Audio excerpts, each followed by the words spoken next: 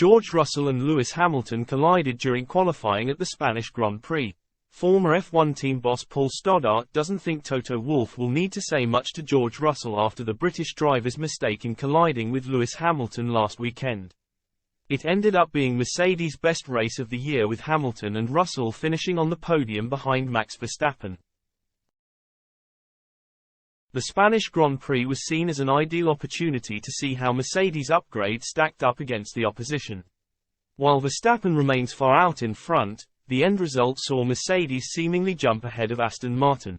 But their weekend very nearly came to a bizarre and frustrating end on Saturday following an incident in qualifying. Hamilton and Russell were both starting their final Q2 qualifying laps when the two collided at speeds over 180 miles per hour. Both drivers were fortunately able to drive away from the incident, although Hamilton suffered front wing damage and was forced onto the grass.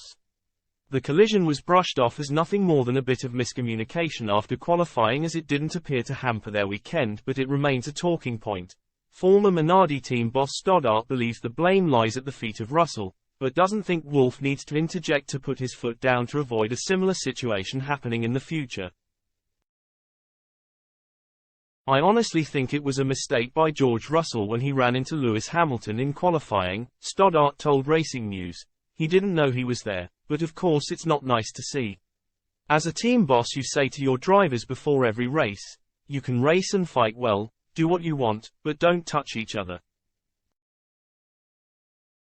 I have unfortunately also faced such a situation and it is not fun. The drivers know they're wrong, so you don't have to say much to them, but it should happen." Stoddart was left impressed by Mercedes' performance in the race, but feels catching Red Bull is out of reach for Wolff's team. "Keep in mind they're getting a little more wind tunnel time soon, definitely more than Red Bull. I think I can say that Mercedes is moving in the right direction," he added. "But as I say this, I also know that being the best team from the rest of the field is not enough for Mercedes." The 25-second gap was due to Max Verstappen putting on a new set of softs, which he probably didn't need. "I really don't believe Max was pushing in that car, he was just on cruise control on his way to the finish line to pick up the win.